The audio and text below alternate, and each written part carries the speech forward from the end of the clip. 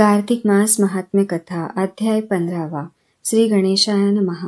नारद म्हणतात, राजा वीरभद्र पडला असे पाहताच सर्व रुद्रगण भयाने रणांगण सोडून ओरडत शंकरांकडे धावत गेले. त्यांची आरडाओरड ऐकून चंद्रशेखर शंकर हसतच नंदीवर बसून रणभूमीवर आले. शंकर आले असे पाहून रुद्रगण सिंहनाद करून पुन्हा युद्धास निघाले व त्यांनी बाणांची वृष्टी करून पुष्कळ दैत्य मारिले. तेव्हा दैत्य भयंकर शंकर रूप पाहून घाबरून पळू लागले. जसे कार्तिक व्रत करणाऱ्याला पाहून मितीने पापे पळतात तसे दैत्य रणातून पळू लागले असे पाहून जलंधर संतापाने शंकरांवर हजारो बाण सोडीत धावून आला. शुंभ, निशुंभ, श्वमुख, बलाहक, खगरोमा, प्रचंड, घस्मर आदी करून दैत्य शंकरावर चालून आले.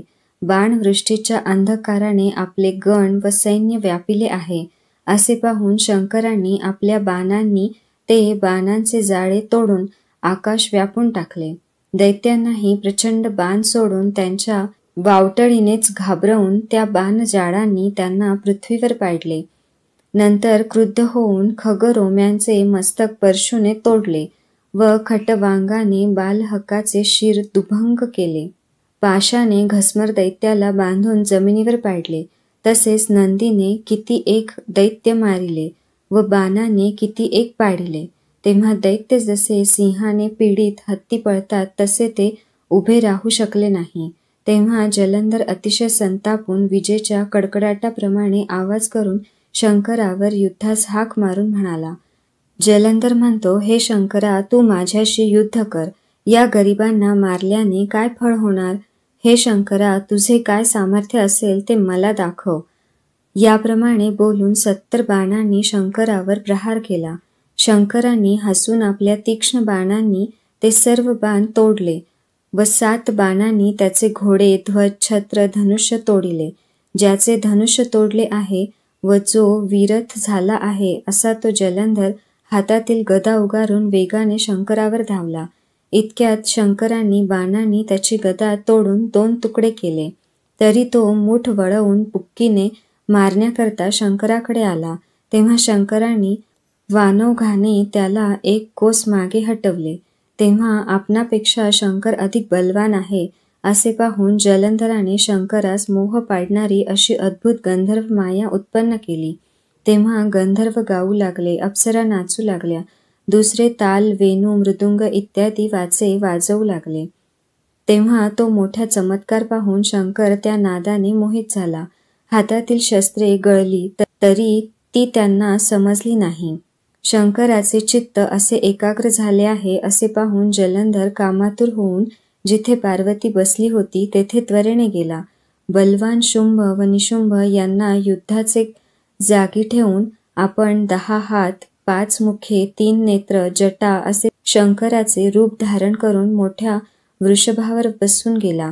तेव्हा हा शंकरच आला असे पार्वतीला वाटले व सख्यांमधून उठून त्याच्यासमोर पुढे आली. ती सुंदर पार्वती दृग्गोचर होत आहे. इतक्यातच त्याचे वीर्य गळून पडले व अंग जड स्तब्ध झाले. तेव्हा हा दैत्य आहे हे पार्वतीला समजले व ती भ्याली. ती त्वरेने उत्तम मानस सरोवरात जाऊन दडली. क्षणात विजेप्रमाणे ती दिशेनाशी झाली. तेव्हा तो दैत्य जिथे शंकर होते तेथे युद्धास आला. इकडे पार्वतीने भीतीने मनात विष्णूंचे स्मरण केले. स्मरण करते इतक्यात विष्णू जवळ बसले आहे असे तिने पाहिले. पार्वती म्हणाली, हे विष्णू, दुष्ट जलंधराने अद्भुत चमत्कार केला. त्या दुष्टाचे चारित्र्य आपण जाणत आहात. विष्णू म्हणतात, पार्वती, त्याने जो मार्ग दाखवून दिला त्याचेच मी आचरण करणार आहे. तो स्त्रीचे पातिव्रत्याने सुरक्षित आहे, तोपर्यंत कशानेही मरणार नाही. नारद म्हणतात, विष्णू याप्रमाणे बोलून जलंधराच्या नगरास गेले. नंतर शंकर गंधर्वांच्या नादात समरांगणात होते. ती गंधर्व माया नाहीशी होताच ते सावध झाले. शंकरांच्या मनाला मोठा चमत्कार वाटला व रागाने पुन्हा जलंधराशी युद्धास निघाले. दैत्याने पुन्हा शंकर आले पाहून त्यांच्यावर बाणांचा वर्षाव केला. इति श्री पद्मपुराणे कार्तिक मास महात्म्य पंचमो अध्याय. श्रीकृष्ण चरणार्पणमस्तु.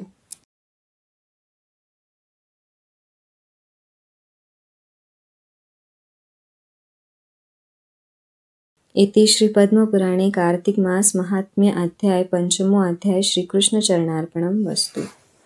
इति श्रीपद्मपुराणे कार्तिक मास महात्म्य पंचमो अध्याय श्रीकृष्ण चरणार्पणं वस्तु।